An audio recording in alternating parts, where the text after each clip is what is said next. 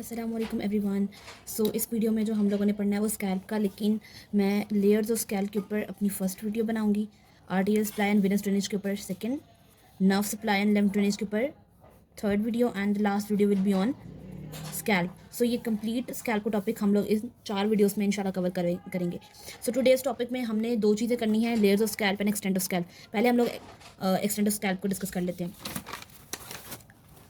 सबसे पहले scalp basically हमारे पास है क्या? स्कैल्प जो कि हमारे पास अगर एनाटॉमिकली देखा जाए तो सॉफ्ट टिश्यूज़ हैं which covering the cranial vault of scalp, यानी ये हमारा क्रेनियल वोल्ट का पोर्शन, इसके ऊपर कुछ सॉफ्ट टिश्यूज होते हैं। The soft tissue which are covering the cranial vault, वो होता है स्कैल्प। अब एक्सटेंट में क्या चीज़ें होती हैं? एक्सटेंट में हम उसके रिलेशंस को देखते हैं कि एंटीरियरली क्या होता है, पोस्टीरियरली क्या होता है, लैटरली क्या होता है। तो अगर हम एंटीरियरली देखें, एंटीरियर कहते हैं सामने, अगर हम सामने से स्कैल्प को देख रहे हैं तो सामने से हमें क्या नजर आएगा? On anteriorly we will see superciliary arch और the supra orbital margin, because orbit यहाँ पे है ना और सुप्रा बिल्कुल सामने की तरफ, तो सुप्रा ऑर्बिटल मार्जिन, ऑर्बिट से थोड़ा सा ऊपर सुप्रा ऑर्बिटल मार्जिन और द सुपरसीरियरी आर्च, जो कि यहाँ पे ये शो की गई है डॉटेड लाइन से। अगर हम लैटरली बात करें कि साइड्स पे, हमें साइड्स पे क्या नजर आता है? अगर हम साइड व्यू से देखा जाए लैटरली, यहाँ पे मैं लिख रही हूँ, तो लैटरली हम देखेंगे सुपीरियर टेम्पोरल लाइंस, क्योंकि साइड्स पर टेम्पोरल रीजन होता है, तो वहाँ पे हमें नजर आएगी सुपीरियर टेम्पोरल लाइंस। अगर हम पोस्टीरियरली देखें, यानी पीछे से बैक साइड से देखा जाए, स्कैल्प की बैक साइड है, तो अगर हम इसको पोस्टीरियरली देखें तो वो पोस्टीरियरली हमें सुपीरियर न्यूकल लाइंस, ये नहीं सुपीरियर न्यूकल लाइंस हमें नजर आएंगी, या जिसको हम कह सकते हैं ऑसिपिटल प्यूटोबेरेंस, क्योंकि पीछे की तरफ ऑसिपिटल लोब होती है, तो हमें वहाँ पे ऑसिपिटल प्यूटोबेरेंस नजर आएगी। This was extent of scalp. अब हम आ जाते हैं मेन, या जो हमारा एक्सटेंसिव टॉपिक है आज की वीडियो का, लेयर्स ऑफ स्कैल्प के ऊपर। लेयर्स ऑफ स्कैल्प में हम सबसे पहले इस डायग्राम को अच्छे से देखेंगे, क्योंकि अगर ये डायग्राम समझ में आ जाती है तो सारा टॉपिक बहुत ईजी हो जाएगा।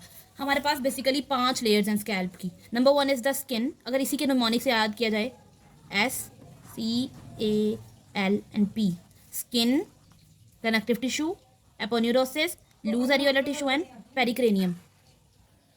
ये वाली लेयर है हमारे पास, ये स्किन की लेयर है, इसके बिल्कुल नीचे ही ये हमारे पास कनेक्टिव टिश्यू की लेयर है, यहाँ पे हमारे पास एपोन्यूरोसिस है, देन उसके बाद हमारे पास लूज एरियोलर टिश्यू जिसमें आपको सारी नर्व्स नजर आ रही हैं, and then pericranium which is the bony layer.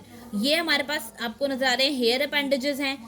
एक हमारे पास यहाँ पे connective tissue, because connective tissue जो है mostly filled with the blood vessels, ठीक है, तो ब्लड वेसल्स में हमारे पास आर्टरीज हैं और यहाँ पर हमारे पास वेन्स हैं। और मैंने भी आपको कहा कि हमारे पास लूज एरियल और कनेक्टिव टिश्यू में हमारे पास नर्व्स हैं, तो इमिशरी वेन्स वहाँ पे पाई जाती हैं। उसके बाद ये लास्ट में हमारे पास क्या है? Base of the cranial volt. अभी तो हमने ये डायग्रामेटिक व्यू देख लिया, अब हम इसको रीड भी कर लेते हैं कि स्किन के अंदर क्या होता है, कनेक्टिव टिश्यू में क्या होता है।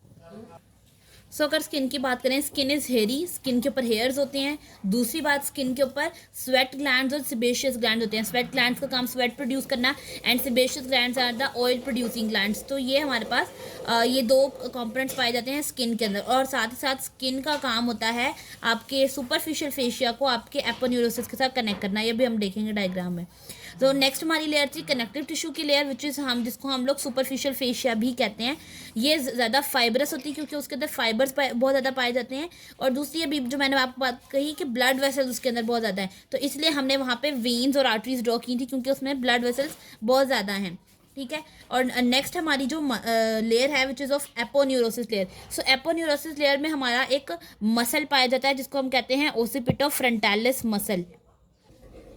ये हमारा ओसिपिटो फ्रंटालिस मसल है, जिसकी हमारे पास 2 बैलीज होती हैं, एक होती है फ्रंटल बैली और एक होती है ओसिपिटल बैली। जो ओसिपिटल बैली है वो क्योंकि ओसिपिटल बोन की साइड पे है, बैक साइड पे, और फ्रंटल बैली में आगे हमारे पास फ्रंटल बोन, जो हमारे पास फ्रंटल लोब है, वो यहाँ पे फ्रंट मार्जिन को फेस कर रही होती है।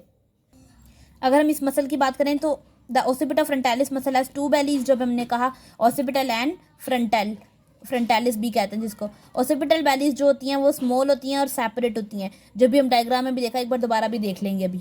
और जबकि हमारे पास फ्रंटल बैलीज क्या होती हैं? लोग होती हैं, and they are wider and united in the median plane, यानी एक दूसरे के साथ जुड़ी हुई होती हैं। जो हमारे पास ओसिपिटल बैली है वो अराइज करती है from the lateral 2/3 of the super nuchal lines. अभी मैंने आपको न्यूकल लाइंस दिखाई थी जो कि अभी हमने देखा था। और उसके बाद हमने कहा कि इनको सप्लाई करने के लिए फेशियल नर्व की ही एक ब्रांच आती है। जबकि अगर हम इसकी बात करें फ्रंटल बैली की, तो ये जो है हमारे पास अपर आईलेट से अराइज होती है और इसको सप्लाई करने वाली टेम्पोरल ब्रांच होती है। अब हम डायग्राम में भी देख लेते हैं। सो फ्रंटल बेली हमने कहा हमारे पास इसकी दो प्रॉपर्टीज़ हैं, एक ये लॉन्ग है, ठीक है, वाइड है, और दूसरा एक दूसरे से मीडियन, ये मीडियन प्लेन है, they are connected in the median plane, ठीक है, और इसको सप्लाई करने वाली हमारे पास फेशियल नर्व है। फिर हमने कहा कि हमारी जो ऑसिपिटल बेलीज हैं वो शॉर्ट हैं और एक दूसरे से मतलब जो है वो डिस्टेंस पे हैं, और उसको सप्लाई करने वाली हमारे पास जो है वो टेम्पोरल ब्रांच है, ठीक है। तो ये जो मसल है ये किसके अंदर आती है, हमारी एपोन्यूरोसिस के अंदर।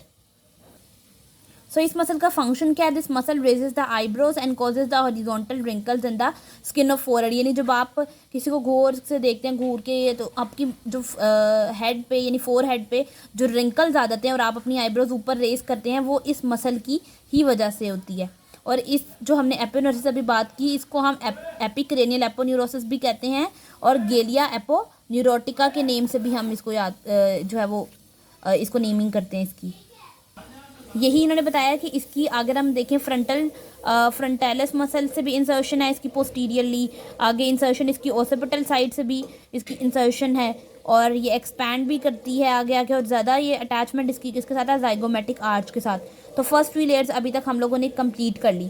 साथ ही साथ मैं आपको एक और चीज़ भी बता दूं कि first 3 layers of the skin are also called as the surgical layers of the scalp या स्कैल्प प्रॉपर, विच मीन्स ये skin, connective tissue and aponeurosis, these 3 layers are also called as the surgical layers or the scalp proper। हम इसको यहाँ पे लिख भी लेते हैं बिकॉज अगर इनमें अगर कोई डैमेज आता है तो यहाँ सर्जरी परफॉर्म करेंगे तो सर्जरी की हीलिंग जो है वो एज़ कम्पेयर टू बाकी किसी लेयर के जल्दी हील हो जाएगी, और इसी को ही हम लोग स्कैल्प प्रॉपर भी कहते हैं। इसका क्लिनिकल भी हम लोग क्लिनिकल वाली वीडियो में इंशाल्लाह देखेंगे। Moving forward toward the next layer which is the loose areolar connective tissue, जिसके अंदर मैंने आपको बताया था कि हमारी नर्व्स आ जाती है और मोस्टली उसके अंदर हमारे पास मिस्ट्री वेन्स आती हैं। कहते हैं एंटीरियरली आईलिड्स की तरफ एक्सटेंड करती है, पोस्टीरियरली पीछे न्यूकल लाइंस होती हैं इसके, और हमारे पास ये मिस्ट्री वेन्स का पैसेज वे प्रोवाइड करती है। इसलिए तो हमने कहा कि loose areolar connective tissue is chiefly consist of the nerves. तो नर्व्स उसमें मिस्ट्री वेन्स है हमारे पास, जो कि मिस्ट्री वेन्स का काम क्या है, एक्स्ट्रा क्रेनियल वेन्स को इंट्राक्रेनियल वेनस साइनसिस के साथ कनेक्ट करना। मैं आपको डायग्राम में भी दिखा देती हूँ। ये हमारे पास क्या है, these are the emissary veins.